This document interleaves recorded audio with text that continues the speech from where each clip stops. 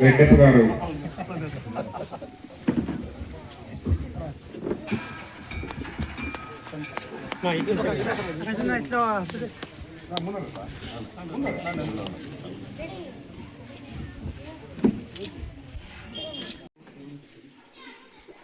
మన ఉమ్మడి జిల్లా కార్యదర్శి పూల చైతన్య గారికి, పలంనేరు నియోజకవర్గం పిఓసి నా తమ్ముడు దిలీప్ గారికి, అదేవిధంగా పలంనేరు రూరల్ అధ్యక్షులు నాగరాజు గారికి, గంగవరం మండలం అధ్యక్షులు చందు గారికి, అదేవిధంగా బైరెడ్డిపల్లె మండల అధ్యక్షులు నాని గారికి, అదేవిధంగా పెద్దపంజాని మండలం అధ్యక్షులు శివ గారికి, ముఖ్యంగా ఇక్కడికి ఇచ్చేసిన తెలుగుదేశం పార్టీ నాయకులకి, బీజేపీ నాయకులు కావచ్చు, గ్రామ పెద్దలు కావచ్చు, మహిళలకు, పిల్లలకు, ప్రతి ఒక్కరికి కూడా పేరున సవినయంగా వినయంగా మనస్ఫూర్తిగా నా శిరస్సు వంచి వందనాలు, కృతజ్ఞతలు, ధన్యవాదాలు తెలుపుతున్నా.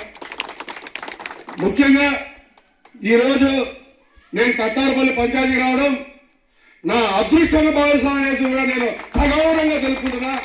దానికి కారణం ఏమంటే, నేను జనసేన పార్టీలో చేరిన తర్వాత మొట్టమొదటి మీటింగు నన్ను ఒక నాయకుడిగా కాకుండా వీళ్ళందరూ ఒక అన్నగా భావించినన్ని ఈ కట్టారపల్లికి ఒక ఇంత పెద్ద సభ ఏర్పాటు చేసి నన్ను ముఖ్య అతిథిగా పిలిచిన దానికి ముఖ్యంగా నా తమ్ముళ్ళు, నా ముదులు తమ్ముళ్ళు గిరి, శంకర, వాళ్ళ మిత్రబృందం ప్రతి ఒక్కరికి కూడా మరొకసారి కృతజ్ఞతలు, ధన్యవాదాలు తెలుపుతున్నా. అదేవిధంగా ఈరోజు ఈ కార్యక్రమంలో చూస్తుంటే జనసేన, తెలుగుదేశం, బీజేపీ అని కాకుండా ఇదంతా ఒక కుటుంబం అనే నాకు మనస్ఫూర్తిగా అనిపిస్తా ఉంది. ఈ కతారుపల్లిలో ఉండే ఐక్యత రాష్ట్రం మొత్తం ఉండాలనేసి కూడా నేను ఒక రాష్ట్ర నాయకుడిగా రాష్ట్రంలో ఉండే 175 నియోజకవర్గాలు కూడా ఈ సందర్భంగా తెలుపుతున్నా. ముఖ్యంగా ఇంకో విషయం చెప్పాలా, నేను రాజకీయ కుటుంబం నుంచి వచ్చినాను కాదు, కోటీశ్వరుల ఇంట్లో నుంచి వచ్చిన అంతకంటే కాదు, సాధారణమైన రైతు కుటుంబం నుంచి వచ్చిన వ్యక్తి. 200 సంవత్సరాలు పడే బాధలు, కష్టాలు పడిపోయినా 200 సంవత్సరాలు పడే సుఖాలు చేసిన కావున నాకు రాజకీయంలో సంపాదించి పేర్లు ప్రఖ్యాతులు, పదవుల కోసం నేను జనసేన పార్టీలోకి రాలేదు. కేవలం పవన్ కళ్యాణ్ గారి ఆయన మనస్తత్వం నచ్చి నేను జనసేనలోకి వచ్చిన అనేసి కూడా ఈ సందర్భంగా తెలుపుకుంటున్నా. ఎందుకంటే పవన్ కళ్యాణ్ గారు ఒక వ్యక్తి కాదు, ఒక శక్తి. అయినా ఎట్లా అంటే ఎవరెస్ట్ శిఖరాన్నే తలదన్నే మహోన్నతమైన వ్యక్తిత్వం ఉన్న మహాశక్తి ఎవరు అంటే ఒక పవన్ కళ్యాణ్ గారు అనేది కూడా నేను సగౌరవంగా తెలుపుకుంటున్నా.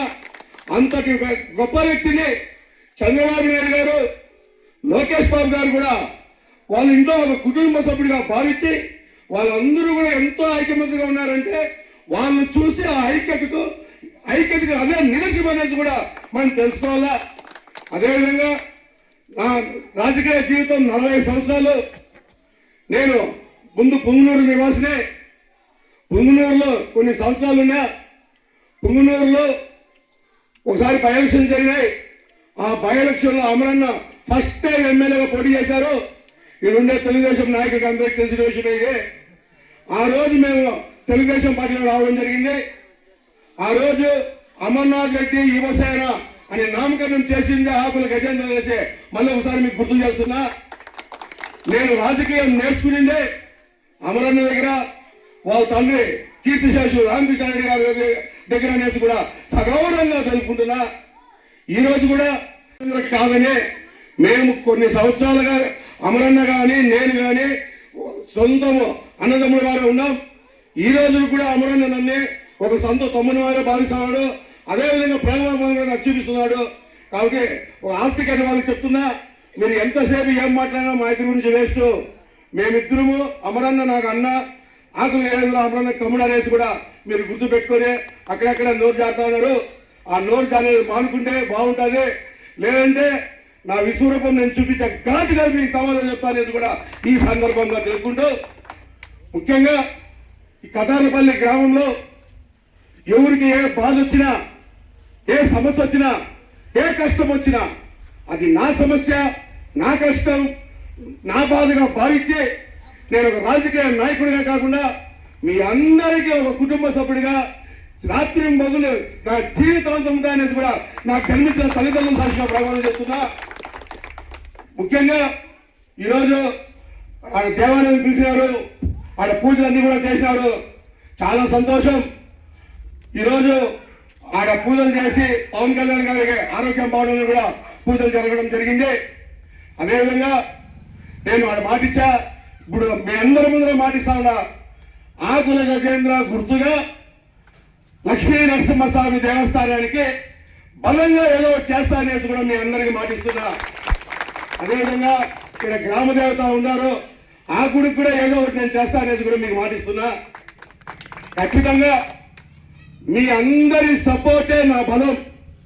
నేను ఎప్పుడు కానీ మీకు మళ్ళీ చెప్తున్నా, మీరు అర్ధరాత్రి నా 24 hours నా సెల్ ఆన్లో ఉంటుంది.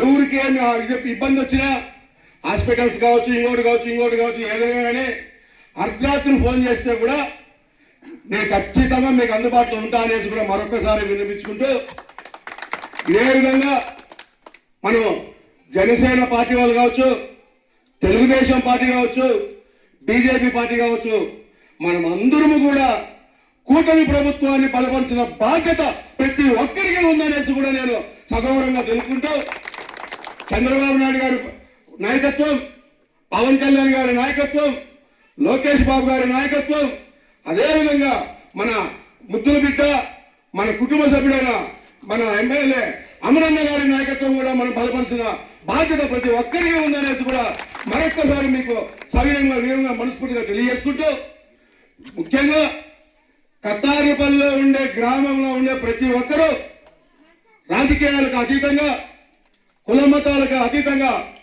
ప్రతి ఒక్కరు కూడా నిన్ను నూరేళ్లు ఆయన ఆరోగ్యాలతో, సిరి సంపదలతో, పేరు ప్రఖ్యాతులతో, అష్టైశ్వర్యాలతో, మనశ్శాంతిగా, సంతోషంగా, బంధువుల్లో, స్నేహితుల్లో, వ్యాపారంలో, రాజకీయంలో ఎప్పుడైనా సరే, ఎక్కడైనా సరే ప్రతి ఒక్కరూ ఒక లెజెండ్గా ఉండాలనేసి కూడా ఆ లక్ష్మీ నరసింహస్వామి పాదాలకు వినంగా మనస్ఫూర్తిగా వేడుకుంటూ ప్రార్థిస్తూ అర్థిస్తూ, నా జీవితం ప్రజాసేవకి అంకితం, సదా మీ సేవలో డాక్టర్ ఆకుల గణేష్ సార్. నాయకులు, బలమైన నాయకులు ఉన్నారు, మీరు కూడా మాట్లాడితే వినాలని మాకు ఇంకా ఉత్సాహం ఉంది. దయచేసి మాట్లాడండి. ఇప్పుడు చిన్న జనసేన నాయకులందరూ, ఆకుల గజేంద్ర గారికి, ఇక్కడ ఉన్న స్టేజ్ మీద ఉన్న పెద్దలు అందరూ కూడా అందరికి నమస్కారములు. ఈరోజు చాలా స్పష్టంగా, చాలా అద్భుతంగా అన్నగారు చెప్పిన మాటలకి ప్రతి ఒక్కరు కూడా చాలా సంతోషమైంది. మన గ్రామస్తులు కూడా అదేవిధంగా చిన్నప్పుడు బాగా తెలిసి నాకే చూస్తా ఉన్నట్లు ఆయన నేను ఇప్పుడు చూసి చాడోలైనా కదా చూస్తా ఉంటే గుర్తుపెట్టించాడు ఆయన. అంత జ్ఞాపక శక్తి ఉంటుంది. మనకి ఎల్లవెల్లలా బాగుండేది మంచి మాట ప్రకారం చేస్తాడు. మనం ఇప్పుడు ఆయన్ని ఆదరిస్తాము.